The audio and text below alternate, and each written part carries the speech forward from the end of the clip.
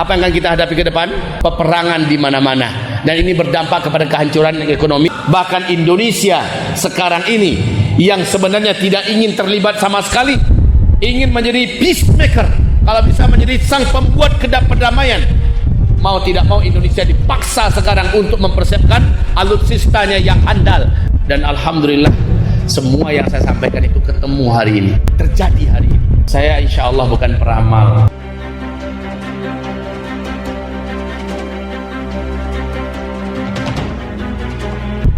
Bismillah. Bulan Oktober 2019, Presiden China yang bernama Xi Jinping menghadiri acara kenegaraan. Di situ ada parade militer, baris berbaris yang sangat rapi, didemokan pesawat-pesawat tempur canggih Cina, dibawa keluar rudal balistik, berbagai macam peralatan militer tercanggih. Cina sudah menjadi sebuah kekuatan baru dunia. Segi jumlah, rakyat Cina terbanyak di seluruh dunia. Di segi militer, pasukannya terbanyak di seluruh dunia. Di segi ekonomi, menggurita kemana-mana. Lalu manusia anti Tuhan ini, tidak percaya dengan Allah ini, kepala PKT, Partai Komunis Tiongkok ini, dengan pongah berkata, dengan sombong berkata, dan ini live di seluruh dunia. Apa katanya? Hari ini, saat ini, tidak ada satupun kekuatan di muka bumi ini yang mampu mengguncang Cina. Tidak ada satupun kekuatan yang mampu mengguncang Cina. Bulan apa tadi itu? Oktober. November mulai menyebar virus corona, COVID-19 generasi baru. Desember sudah meluas. Januari 4 Januari 2020 masih berusaha menutup-nutupi dari dunia bahwa ini tidak menyebar kepada manusia.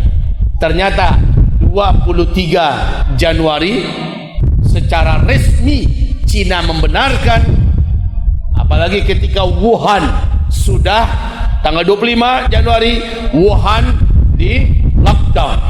5 juta orang rakyat Wuhan lari ke berbagai penjuru muka bumi ini menyebarkan virus ini. Lalu terjadilah pembunuhan yang mengerikan terhadap rakyatnya sendiri. Menurut operator dan pemilik saluran seluler terbaik di Cina, ada lebih 21 pelanggan, apa namanya itu, pelanggan layanan telepon seluler itu menghilang karena COVID. Pertanyaannya, pada kemana mereka yang 21 juta orang itu? Tidak ada lagi yang menggunakan jasanya, hilang nomor-nomornya. Kemudian ditemukan tumpukan handphone kaum muslimin, seperti masjid kita ini penuh oleh handphone. Kemana orang-orangnya? Itu baru pertama. Lockdown di mana-mana menyusul, dengan cepat menyebar ke seluruh dunia. Amerika awalnya cengenges mentertawakan Cina, tapi Amerika termasuk yang terparah nomor 1 dunia mengalami COVID-19.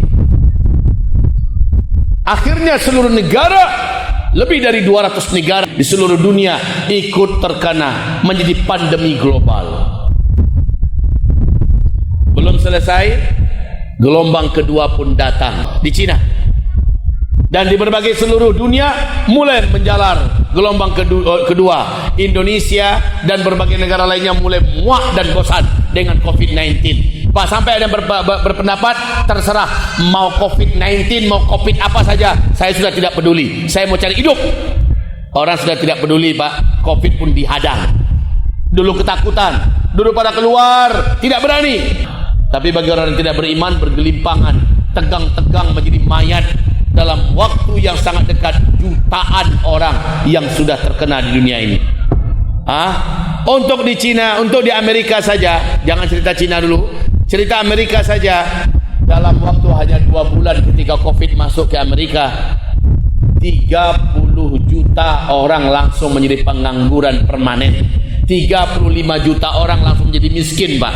Dan mendirikan tenda-tenda, punya rumah tenda. Innalillahi wa inna ilaihi. Cina berusaha bangkit dengan cepat. Cina mengatakan kami sudah mampu mengatasi. Belum lagi, Pak. Belum. Apanya yang belum? Proyek-proyek mereka diusahakan hidup lagi, industri-industri mereka diusahakan untuk berjalan lagi. Negara-negara dunia tidak mau pesan barang apa-apa kepada Cina. Sakit hati negara-negara karena Cina telah membiarkan COVID-19 menyebar ke seluruh dunia. Dengan sengaja ini sudah menjadi polemik global. Akhirnya banyak negara yang menuntut. India menuntut ganti rugi, gak tanggung-tanggung, Pak, ribuan triliun minta. Paris, Prancis minta ganti rugi, Inggris minta ganti rugi, Amerika, Masya Allah, para pengacaranya minta ganti rugi. Atas nama negara Amerika dirugikan, minta ganti rugi pada Cina. Sudah banyak puluhan negara ikut mendesak Cina ganti rugi. Gara-gara ente kami mengalami resesi. Singapura, Pak, resmi resesi. Malaysia resesi. Jepang resesi. Negara-negara kuat mengalami resesi gara-gara COVID-19. Apalagi Cina. Belum selesai masalah COVID, datang lagi virus baru, Black Death.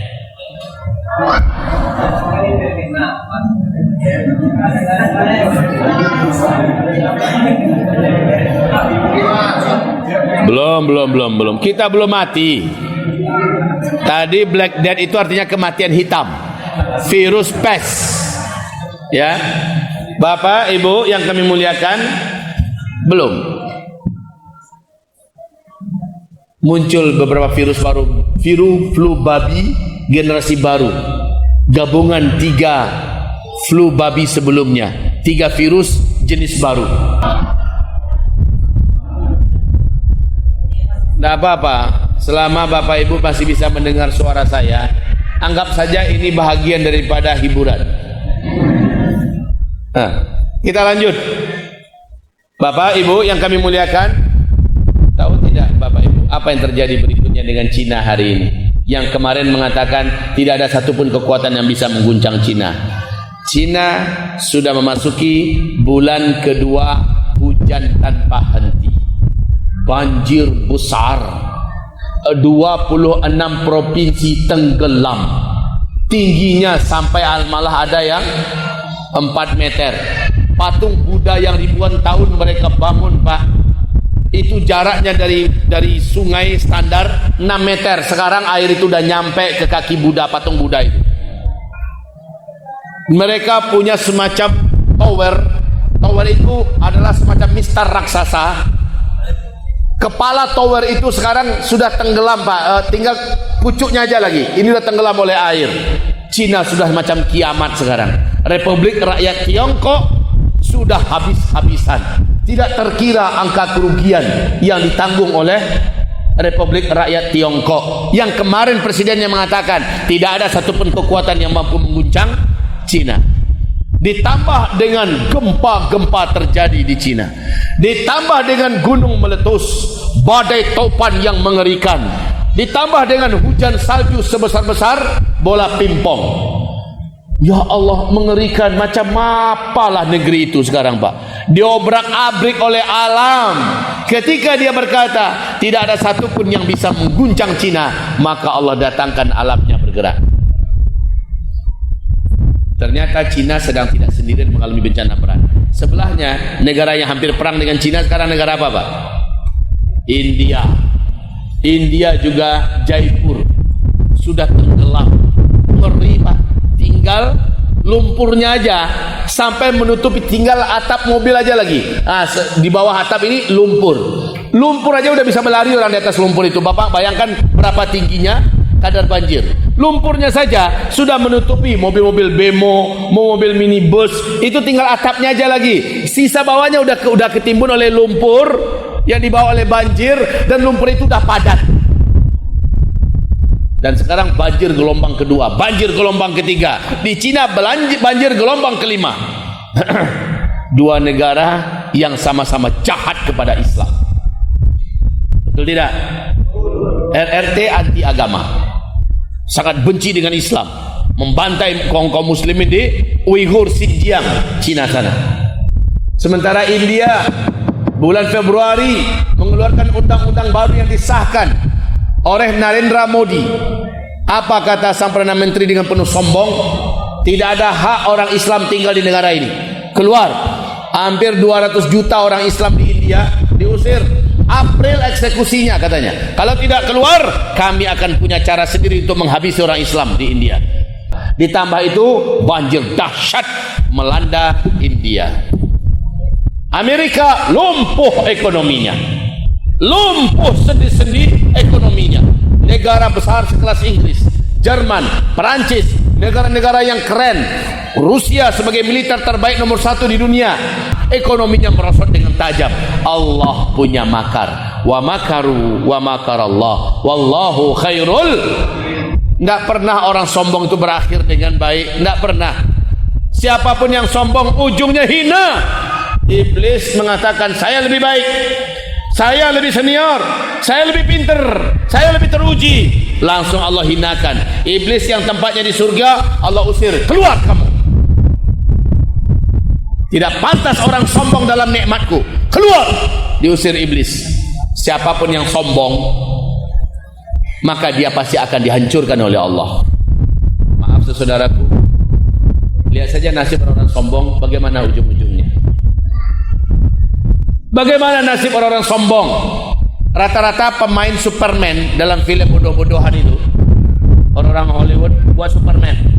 Rata-rata tokoh-tokoh Superman yang kuat, yang celana kotoknya di luar tuh. Ini gimana orang Amerika membuat pahlawan celana dalamnya ditaruh di luar? Kan kebalik otaknya tuh. Nah, aktor-aktor pemain Superman rata-rata berakhir ujung hidupnya itu lumpuh, Pak. Lumpuh lah, kena kanker otak lah, kena stroke lah, segala macamnya. Allah hancurkan mereka karena ketika mereka masih merasa berjaya, dia sombong sekali. Kaum muslimin yang kami muliakan, kita kembali. Apa yang mau kita sombongkan di depan Allah Subhanahu wa taala? Tantangan apa yang kita hadapi? Dampak global. Sekarang Cina masih punya militer. Ketika ekonominya hancur lebur dan diancam oleh desakan dari berbagai negara dunia, Cina panik, kalap. Satu-satunya andalan Cina hari ini, karena pertaniannya sudah gagal, Pak. 2 kali pertanian Cina gagal, sehingga Xi Jinping dengan resmi mengumumkan setiap gubernur yang gagal mengembalikan pertanian dipecat. Dipaksa seluruh gubernur seluruh provinsi-provinsi seluruh daratan rakyat Republik Rakyat Tiongkok itu wajib mengembalikan perekonomian, khususnya di bidang biji-bijian, tanam-tanaman pokok, beras, gandum dan sebagainya. Kalau gagal, gubernurnya dipecat. Gubernur Xi Jinping juga mengumumkan wajib setiap rakyat punya stok makanan 6 sampai 1 tahun dalam rumahnya. Orang gimana mau nyetok makanan? Rumahnya pun dah hilang, persawahannya habis, perkebunnya amblas, ditambah serangan miliaran belalang yang menghabisi pertanian mereka. Oi, kalau Bapak Ibu melihat, saya benar-benar memanfaatkan betul jet-jet ini, Pak, dalam mengikuti berita. Tanyakan kepada tim saya yang mengikuti perjalanan saya. Hampir 24 jam ya, selama saya masih bangun dan siaga, saya mengikuti terus perkembangan berita. Saya ikuti terus perkembangan berita-berita dunia dari berbagai sumber yang benar. Wahai Bapak Ibu yang kami muliakan, kami dengar dunia seperti diambang kiamat sekarang, menuju kepada kehancuran ekonomi global.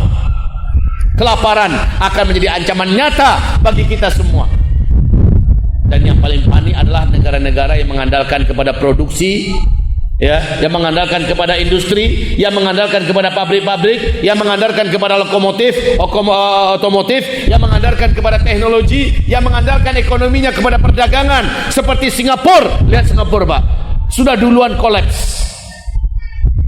Malaysia yang berkepanjangan dalam lockdown dan ekonomi mereka bersandar kepada perdagangan. Lihat apa yang sedang dialami oleh tetangga kita tercinta, Malaysia. Semoga Allah angkat musibah ini dari mereka dan dari kita semua. Lihat negara-negara seluruh dunia hari ini sedang merintih. Wahai Bapak Ibu, tantangan kita satu, kelaparan global. Ini tantangan pertama. Sehingga para pengamat dan ahli Prabowo untuk bertanggung jawab tentang masalah penanggulangan masalah pakan ke depan. Bagaimana? Ya, tidak bisa masuk, Pak, udah penuh. Masya Allah, tolong dibantu merapat saja, Pak, ke depan agar saudara kita punya tempat duduk. Silakan ke depan, terus merapat. Benar kata Pak pengurus kita tadi, ini kayaknya nggak muat masjid kita. Ya. Silakan maju, Pak, bantu maju ke depan. Baik kaum muslimin, kita lanjut. Sampai di mana kita tadi? Apa bencana terbesar yang akan kita hadapi dalam waktu dekat? Kelaparan global. Dan ini sudah diberitakan oleh Global News, diberitakan oleh Epoch Times News. Mereka memberitakan dalam waktu yang tak lama lagi dunia akan mengalami bencana kelaparan global. Maka saya menghimbau kepada seluruh jemaah di masjid ini, kasih tahu juga lah jemaah yang lain yang nggak sempat datang, tolong kalau bisa, kalau dapat, stoklah di rumah masing-masing biji-bijian yang menjadi makanan pokok kita, Pak. Terserah berbentuk beraskah atau berbentuk padi, stoklah itu. Bapak stok, umpamanya ambil 1 ton beras, stok di satu rumah.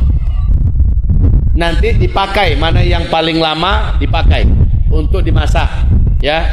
Kemudian yang baru datangkan lagi, stok terus. Yang paling bagus adalah masih dalam berbentuk padi. Ini kalau mau mendengarkan nasihat, bagus sekali. Yang punya lahan, tolong ditanami. Sekarang Xi Jinping juga menganjurkan dan memerintahkan, bukan anjuran ya, perintah. Setiap rakyat yang punya perkebunan, apapun perkebunannya, gagalkan perkebunan itu wajib ditanam sawah, ya, padi, tanam padi. Karena ke depan ancaman yang paling besar untuk seluruh dunia adalah kelangkaan pakan. Kalau dapat Bapak siapkanlah itu.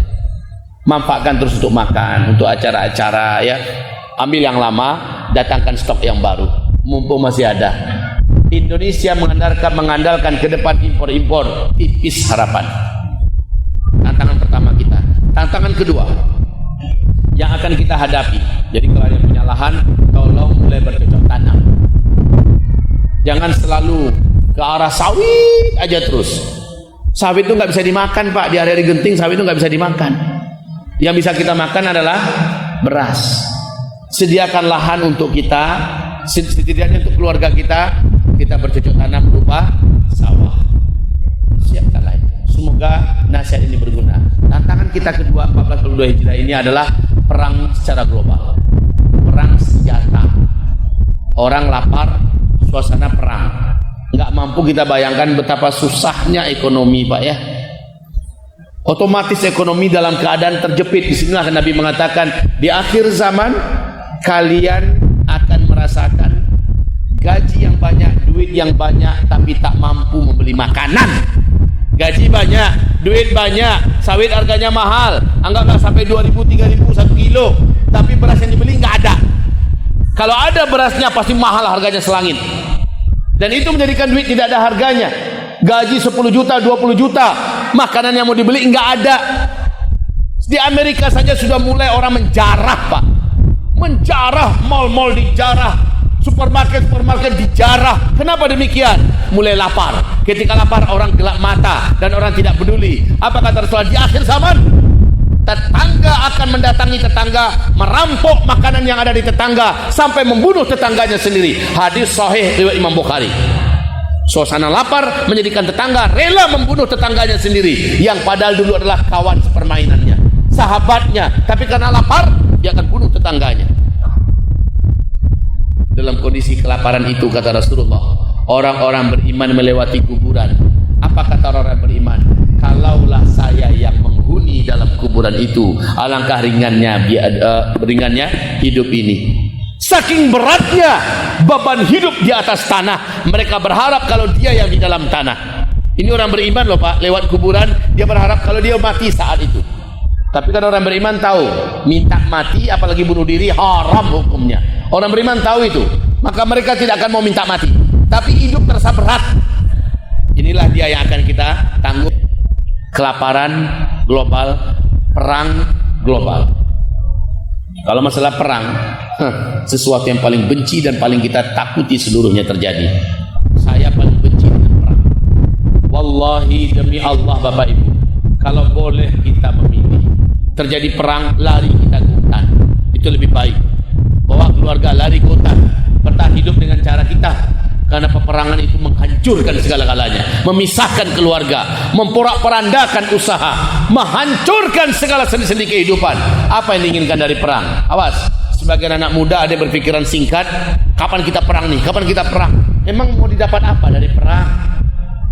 Tapi tidak pun kita minta nubuat Nabi di akhir zaman, bumi dipenuhi dengan peperangan. Wa kathural haraj, wa kathural haraj, wa kathural haraj. Pada masa itu kata Rasulullah, sangat banyak pembantaian, pembunuhan, kematian karena orang perang.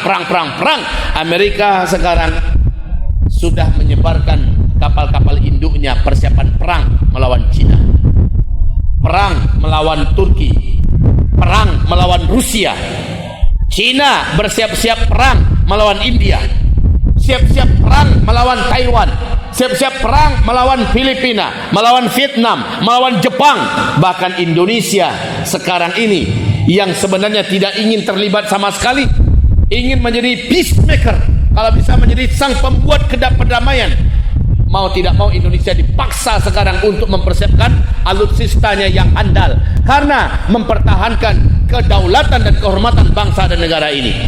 Indonesia sekarang tahun 2020, pemerintah RI dengan resmi menerbitkan atlas baru, dan Laut Cina Selatan mereka ganti namanya dengan Laut Natuna Utara, menandakan bahwa itu adalah milik Indonesia, sementara Cina mengklaim itu milik mereka. 85% Laut Cina Selatan diklaim oleh Cina itu adalah kawasan kami. Sakit hatilah Vietnam, sakit hatilah Filipina, sakit hatilah Jepang, sakit hati Malaysia, Brunei Darussalam, sakit hati negara-negara bertetangga yang mempunyai hak wilayah daripada laut itu. Dan menurut undang-undang internasional, itulah laut zona milik internasional, zona bebas. Cina mengklaim milik kami. Maka Cina dengan ini sebenarnya sedang menyulut api peperangan Perang Dunia Ketiga. Di sebelah timur sana, peperangan sedang menuju kepada gerbang yang paling besar. Turki perang melawan Yunani didukung dan dengan senjata, dengan kapal induk dari Prancis. Amerika juga sudah mengantarkan kapal induknya untuk ikut meroyok Turki. Mesir juga persiapan perang. Mesir persiapan perang di Libya. Ibarat perang. Rusia akan menjadi salah satu negara penentu Perang Dunia Ketiga ke depan. Apa yang mau kita katakan Pak? Kita tidak bisa berbicara apa-apa. Betulkah perang akan terjadi? Kalau kita berharapnya jangan pernah. Kita akan menyaksikan. Kalaupun kita tidak ikut perang, amin. Semoga Indonesia tidak pernah perang, amin. Kalaupun seandainya kita tidak ikut, minimal kita akan merasakan imbas dari perang berbagai negara di dunia ini. Imbasnya apa? Kesulitan ekonomi global, kehancuran ekonomi global. Sehingga kata Rasulullah, uang kertas pada masa itu tidak lagi ada harganya. Ayo diakui, saya pernah ceramah tidak? Di dalam saya pernah ceramah tidak? 2017 Saya pernah menyampaikan bahwa yang punya duit beransur-ansur beli emas, nanti emas akan melejit, harganya sangat mahal. Dan Nabi bersabda, di akhir zaman uang kertas kalian tidak bisa lagi dipakai. Saat itu kalian akan menggunakan emas, dan emas adalah pelindung terbaik di akhir zaman di bidang dunia ekonomi. Dan dulu ketika saya tampil bersama Bapak Syafi Antonio di Jakarta di depan TV One, kami pernah sampaikan, dan kaum muslimin hari ini emas ada di harga tertinggi semenjak bumi ini terkembang. Betul?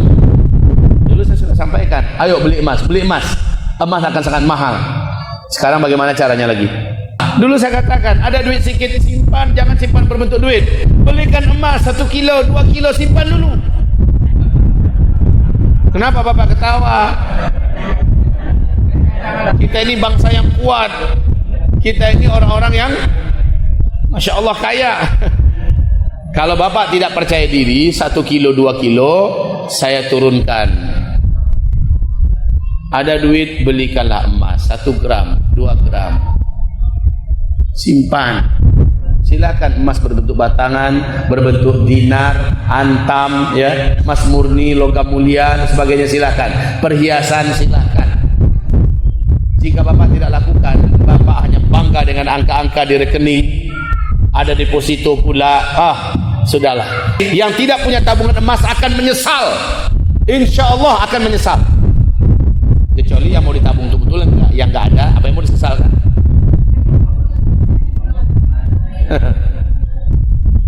Dan bila berani Bapak Ibu saya tantang, yang punya harta sekarang titipkan pada Allah setengah, yang setengah lagi persiapkan untuk menghadapi hari-hari sulit.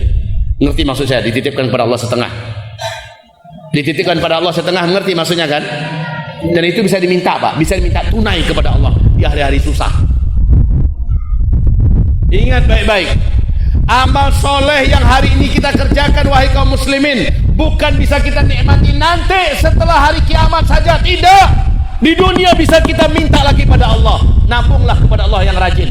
Ini masjid sedang pembangunan, ada utangnya, maka bayarkan utang itu nabung pada Allah itu namanya. Ya, ini ada tempat wudhu yang harus kita gotong royongi rame-rame nanti. Nggak gotong royongi, saya 1 ruangan. Ini baru 9 juta, sebanyak ini orang baru 9 juta. Makanya tadi yang mengatakan Allah Akbar, nanti Allah Akbarnya bilang Alhamdulillah, lu nggak apa-apa. Kaum muslimin, 1 ruangan tempat wudhu ini masih belum selesai keramiknya lagi. Baik hamba-hamba Allah, tabungkan ke akhirat, tabungkan, nanti kita minta pada hari-hari susah.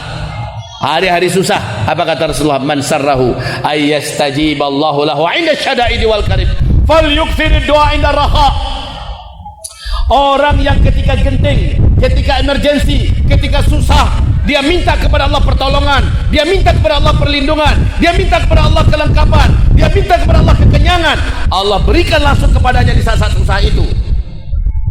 Syaratnya kata Nabi adalah perbanyaklah menabung, lalu berdoa setelah menabung di masa-masa masih lapang. Menabung pada Allah, bukan nabung di bank. Nabung pada Allahnya diperbanyak. Nanti di hari susah minta tabungan itu. Ya Allah, hamba sekarang sedang kelaparan, hamba dan keluarga hamba sudah menabung kepada Engkau ya Allah, hari ini hamba butuh. Maka Allah punya cara apa?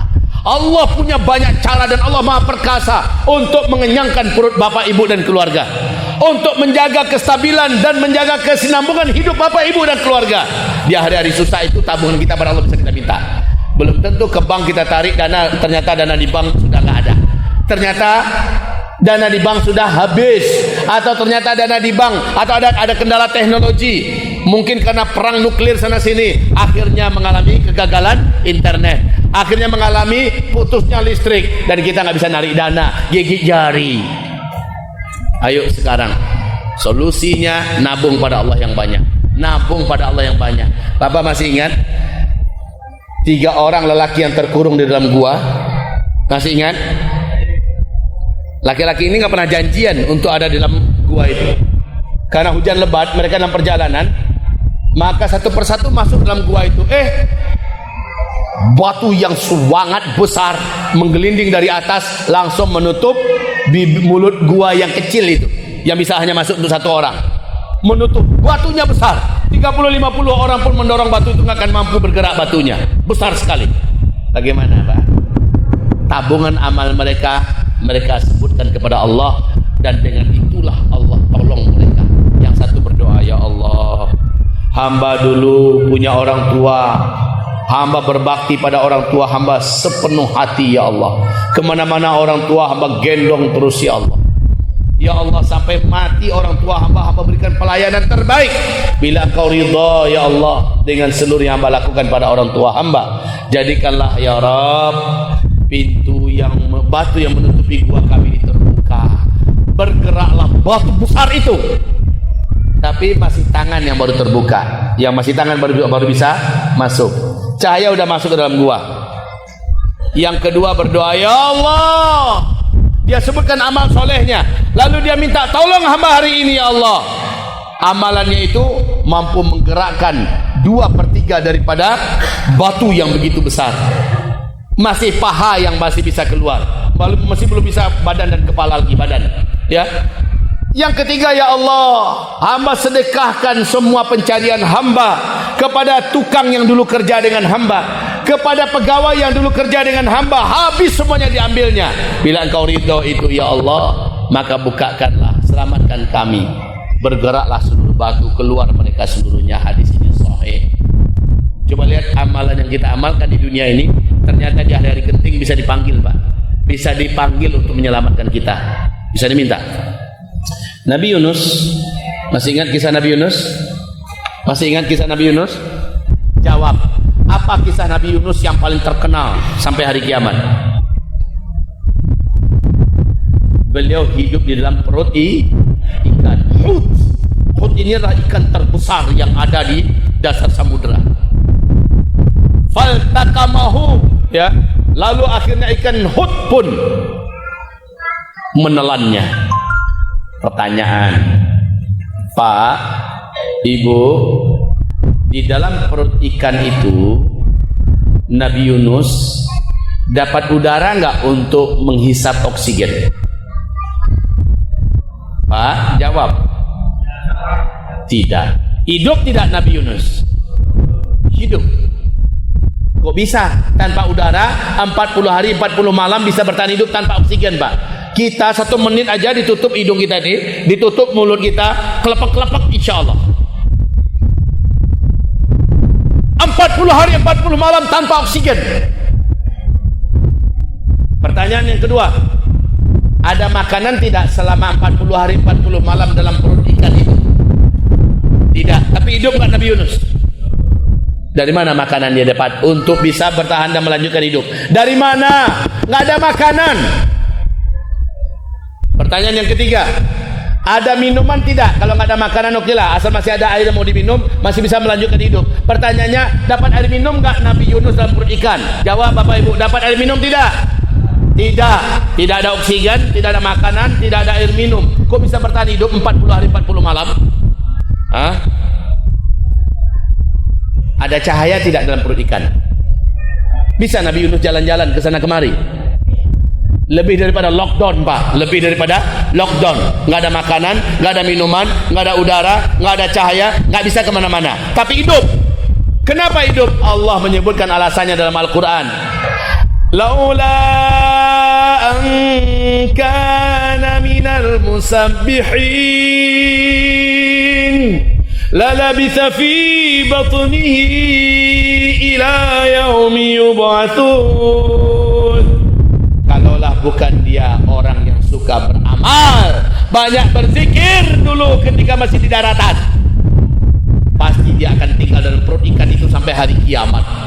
Selama-lamanya Yunus harus hidup dalam perut ikan. Tapi amalannya ini yang menjadikan dia diselamatkan oleh Allah dan dia masih hidup.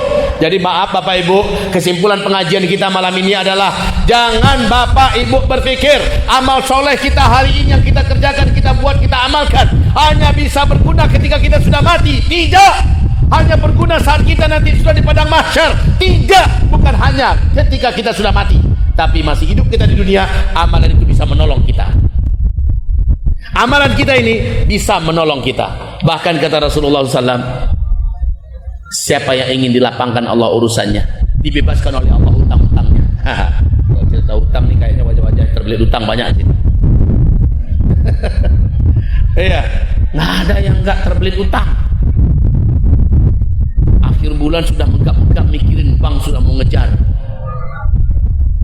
Siapa yang mau diringankan oleh Allah Subhanahu wa taala, dilepaskan Allah dari hutang-hutangnya, tolong agama Allah, Allah akan tolong dia. Sekarang masjid sedang terbelit utang, bebaskan utang masjid ini, Allah akan bebaskan utang kita. Ustaz, hampir 1 juta, you nak taluk dia waktu Ustaz, gadang ambil tu berapa taluknya? 1 juta insyaAllah bisa Ustaz.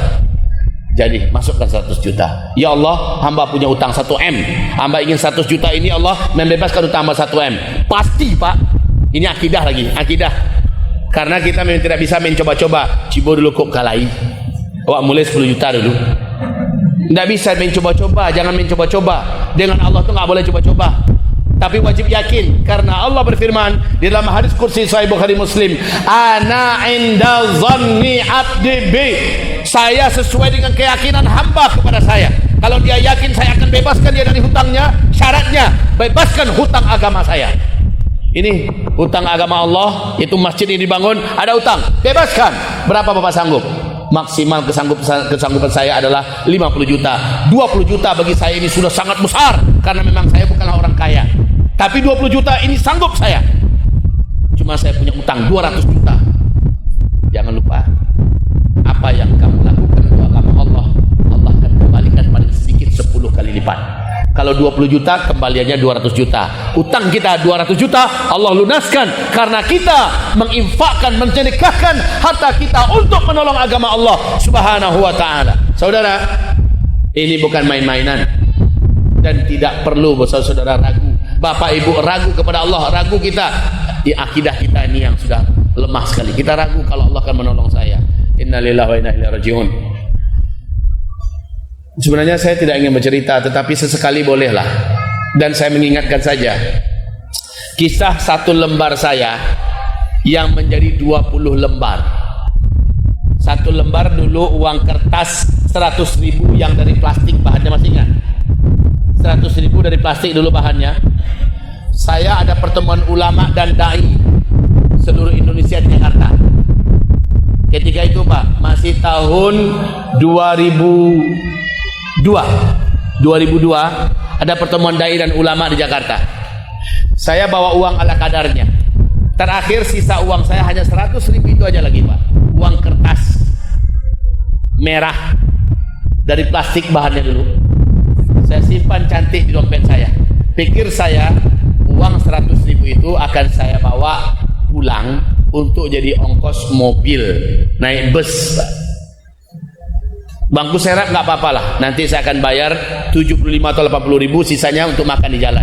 Itu niatan hati saya. Saya tidak punya ATM, saya tidak punya apa-apa, saya hanya punya itu aja lagi.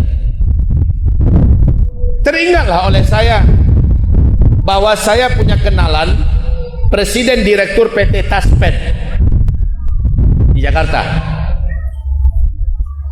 Bapak Ahmad Subianto, yang baru beberapa minggu yang lalu meninggal dunia. Semoga Allah memuliakan arwahnya. Kemudian saya telepon beliau, Pak, saya mau mampir. Wah, terkejut sekali, girangnya dia luar biasa. Silakan Zul, silakan datang. Saya belum dikenal lagi oleh siapapun saat itu, kecuali hanya sebagai seorang biasa. Sampai saya di Jakarta, di tempat beliau, saya diantarkan oleh seorang lelaki yang soleh. Lelaki itu udah saya anggap seperti adik saya sendiri, namanya Zulkifli. Orang Zulkifli pula namanya. Dan dia kurus. Orang Pariaman, lahir di Jakarta. Diantarkan saya di perjalanan, saya tanya, bagaimana keadaan istrimu dan anak-anakmu? Sebenarnya kalau saya tidak tanya, dia tidak akan mau jawab Pak. Apa jawabannya?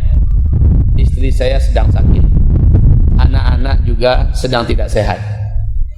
Saya terdiam, lalu saya tanyakan, apa sudah dikasih obat?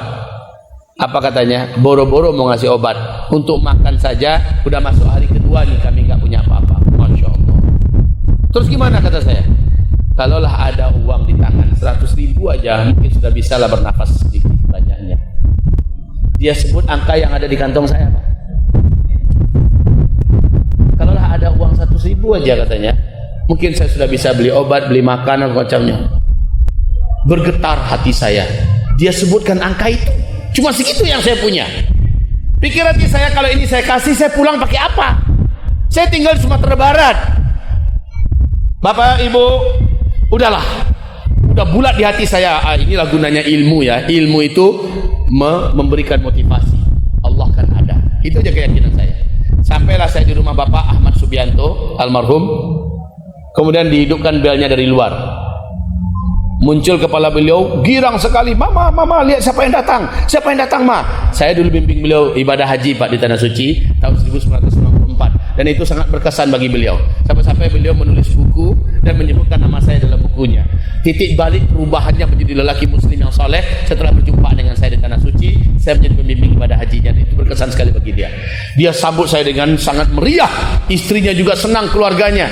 Bapak Ibu, saya bilang sama Zulkifli ini, pulanglah Zul, saya tempelkan duit 100.000 itu ke tangannya.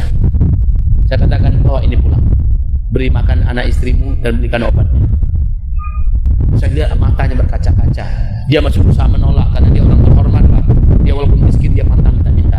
Dia berusaha menolak. Saya katakan, tidak, bawa, kamu memerlukan ini. Saya tak kasih tahu kepadanya bahwa saya nggak punya apa-apa lagi. Kalau saya kasih tahu bahwa ini duit terakhir saya, pasti dia tolak coba. Tapi tidak, bawa, saya katakan. Saya bagaimana? Saya serahkan pada Allah.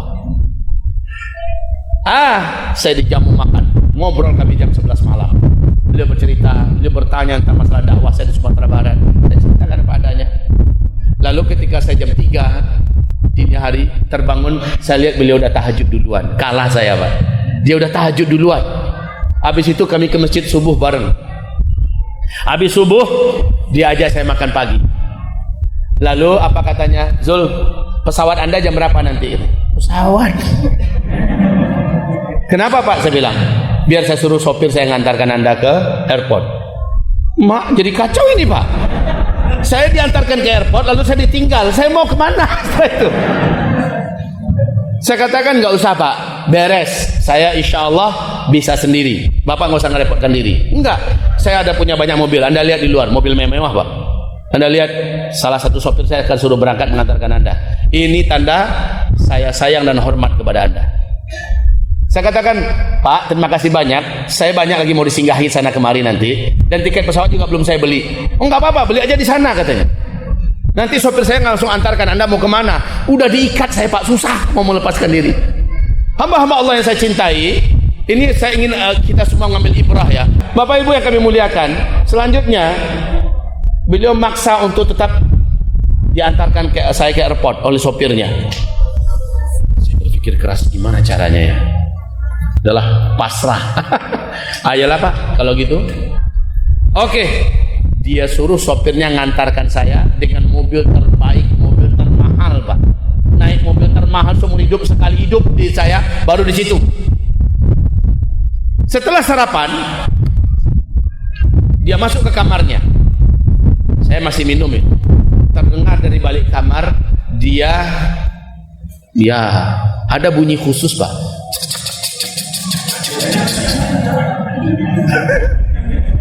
Ngerti aja lah kan. Sudah itu dia datang, Zul, ini beli tiket pesawat. Ambil Garuda Zul ya. Garuda itu lebih nyaman.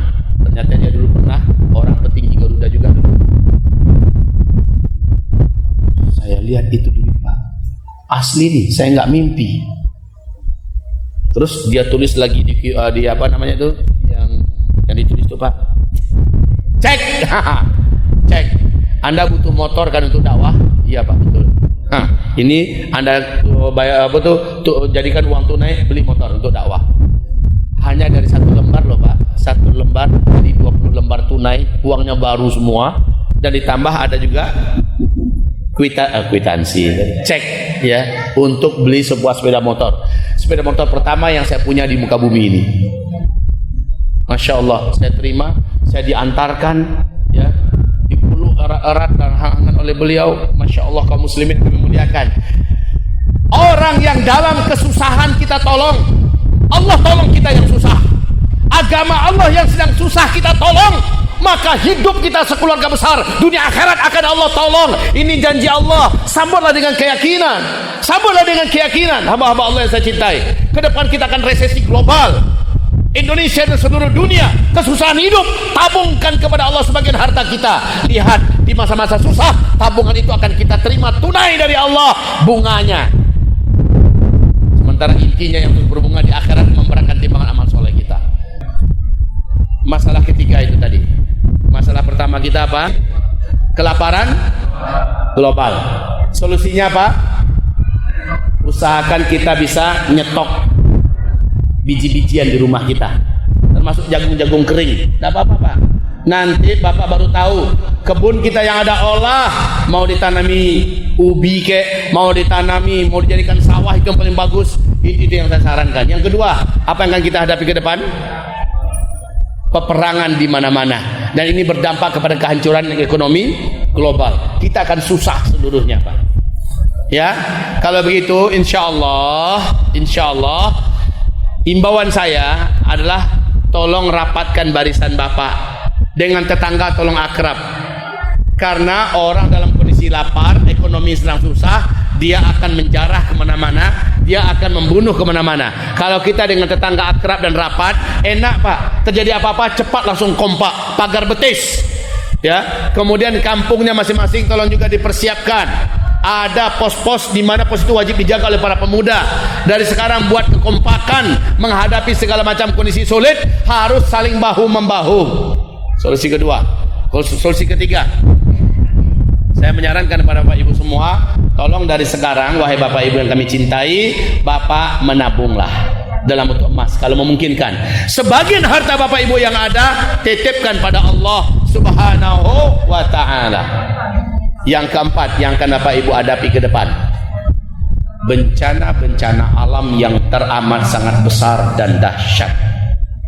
Bencana-bencana alam. Sekarang India sudah, Cina sudah, Jepang sudah, Vietnam sudah, Paris, Amerika sudah, Inggris ya, negara-negara Eropa sudah mulai mengalami bencana besar. Dalam 1 bulan Agustus ini saja Pak, 12 ledakan terjadi besar-besar Pak. Ledakan yang terjadi di Lebanon, Bapak mendengar itu berita? Ledakan yang terjadi di Rusia, ledakan yang terjadi di Cina, ledakan yang terjadi di Uni Emirat Arab, tepatnya di Dubai, ledakan yang terjadi di India, ledakan-ledakan besar, wahai kaum muslimin. Kalau dikatakan ini adalah perangai manusia, apa saja yang terjadi semuanya memang dari perangai manusia. ظهر الفساد في البر والبحر بما كسبت أيدي الناس ليذيقهم بعض الذي عملوا لعلهم يرجعون. Semua kerusakan yang terjadi di daratan dan di lautan karena dosa-dosa manusia, agar mereka bisa merasakan sebahagian dari akibat perbuatan mereka. Semoga yang masih hidup mereka segera taubat kembali kepada Allah Subhanahu wa taala. Keempat, persiapan buat Bapak Ibu semuanya. Yang keempat, wahai Bapak Ibu, dan dari sekarang memperbanyak doa setelah setiap amal soleh.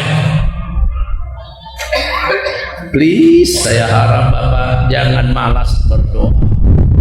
Habis sholat, zikir.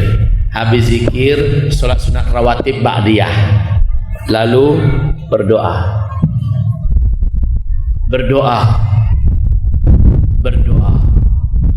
Bapak tidak punya senjata andalan apapun, dan ini juga tidak akan merugikan apapun ketika Bapak berdoa. Spesialkan doa Bapak, ya Allah, bila memang tahun ini penuh dengan peperangan, bila memang tahun ini penuh dengan kelaparan, bila memang tahun ini penuh dengan kehancuran ekonomi dan bencana-bencana dahsyat, bila memang tahun ini tahun-tahun terberat, ya Allah, selamatkan hamba dan istri hamba, selamatkan hamba, anak keturunan hamba, selamatkan hamba ya Rabbana. Di saat-saat sulit itu nanti, tolong hamba, lindungi hamba, jaga hamba. Minta, rajinlah berdoa sekarang. Saya bacakan hadisnya, man sarrahu ayastajib Allahu lahu 'inda syada'id wal karib falyuthirhu 'inda raha. Orang yang ingin segera ditolong oleh Allah di saat-saat genting, di saat-saat berbahaya, di saat mematikan, dia berdoa kepada Allah. Sekali dia berdoa, langsung Allah kabulkan. Siapa yang mau cepat dikabulkan oleh Allah doanya di saat genting itu, Allah kabulkan, maka perbanyaklah doa ketika dia masih aman. Itu ketika kita masih aman, perbanyak doa. Dan sebagus-bagus doa adalah doa yang dipanjatkan ketika kita sedang baru siap beramal. Habis puasa, menjelang berbuka atau sedang berbuka, berdoa. Habis sholat, berdoa. Habis baca Quran, berdoa. Habis zikir pagi petang, berdoa. Apa saja amal yang baru kita kerjakan, langsung berdoa setelah itu. Habis menjenguk orang tua, melihat orang sakit, berdoa setelah itu. Karena sebaik-baik amalan dan sebaik-baik doa adalah doa yang dipanjatkan kepada Allah setelah kita beramal. Setelah kita beramal, berdoa. Bila Bapak tidak berdoa, maka tidak ada yang akan bisa menjamin Bapak akan ditolong oleh Allah di hari-hari susah. Sekarang Pak, rajinlah berdoa. Saya malah kaget kemarin pagi, sore kemarinnya satu lagi datang kepada saya seorang pemuda gagah, dan dia bertanya kepada saya, ibadah hari-hari saya sekarang terasa hambar Ustaz. Ibadah hari-hari saya terasa hambar. Saya hanya melaksanakan kewajiban, tapi nggak ada greget, nggak ada nyamannya, nggak ada enaknya. Saya bingung, saya ini kenapa? Dan saya nggak tahu mau berdoa apa. Kayaknya saya nggak ada masalah. Padahal orang-orang sekitar saya sudah pening melihat saya. Saya tidak tahu mau berdoa apa.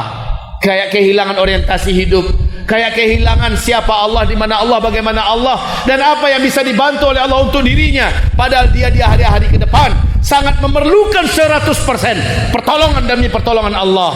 Maka saya semampunya berikan kepadanya pengertian. Wahai Bapak Ibu, masa iya ada orang nggak tahu dia mau doa apa pada Allah? Oke, yang mendengarkan kajian-kajian saya sebelumnya, terakhir saya di UKUI di dalam tuh tahun berapa? Tahun berapa? Hah? Enggak lah, 2016. Oke, ya di dalam. Terakhir 2016. Ih, kasihannya lama sekali saya enggak ke dalam ya. Baik Bapak Ibu, dulu saya sudah menyampaikan, dan alhamdulillah semua yang saya sampaikan itu ketemu hari ini, ya, terjadi hari ini. Saya insya Allah bukan peramal, saya hanya menyampaikan kejadian-kejadian akhir zaman menurut hadis-hadis Nabi, dan solusinya sudah saya sebutkan tadi. Tidak banyak solusinya, nggak susah juga, hanya Bapak butuh keyakinan kepada Allah. Tolong sekarang ini penutup dari saya, sholat 5 waktunya jaminkan dan pastikan di masjid, dan dapatkan takbiratul ihram bersama imam. Upayakan orang ngaji di masjid kita sudah meninggalkan aktivitas kita sudah berwudu, sudah bersih-bersih, memakai pakaian yang sopan, lalu masuk masjid, sempat tahiyatul masjid, orang azan kita udah di masjid, sehingga kita sempat sholat sunat rawatib qabliyah. Lalu setelah itu antara azan dengan qomat doa mustajab, kata Rasulullah, berdoa baru orang qomat, dan kita dapatkan takbiratul ihram bersama dengan imam. Kerjakan itu wahai Bapak Ibu. Di akhir zaman ini tulang punggung hidup Bapak Ibu adalah salat. Tulang punggung hidup di akhir zaman ini adalah salat. Yang mempermainkan salatnya, Allah akan permainkan dia. Yang membiarkan sholatnya longgar dan santai, Allah akan biarkan hidupnya terkotang-katung dalam kesusahan. Kejarlah sholat. Ustaz nggak khusyuk, nggak apa-apa. Ketika kita berjamaah, ada yang khusyuk satu orang saja di antara jamaah itu, Allah anggap sholat orang semasjid itu khusyuk. Masya Allah. Masya Allah, itu pula dahsyatnya kalau sholatnya berjamaah. Imam khusyuk, jamaah kurang khusyuk, Allah anggap seluruhnya dapat ibadah pahala orang yang khusyuk sholatnya. Itu pula dahsyatnya kaum muslimin. Jadi kejarlah berjamaah masjid, pahalanya besar, kekuatan energi ruhiyah yang kita dapatkan tidak tertandingi, dan itulah dia barometer kedamaian, ketenangan dalam hidup kita.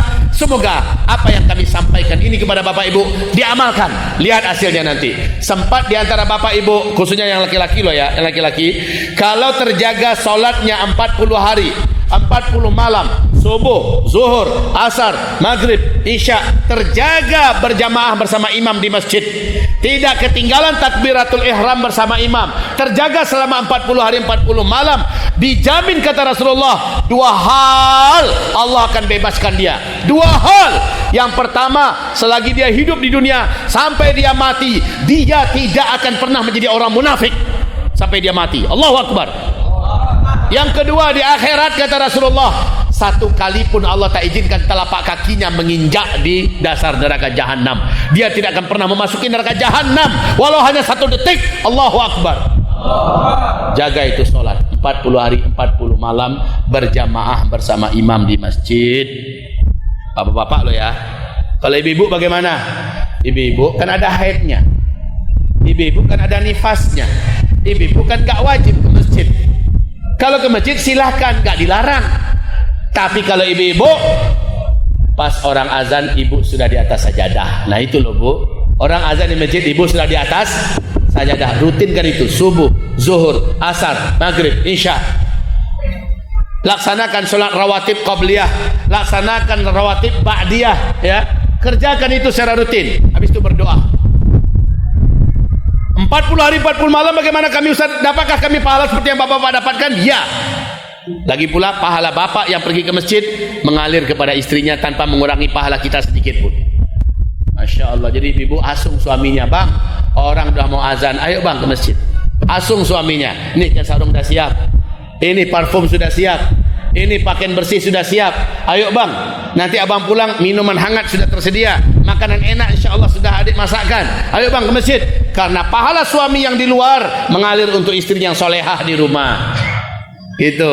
Sementara istri juga gelar sejadah, sholat juga tepat waktu, on time.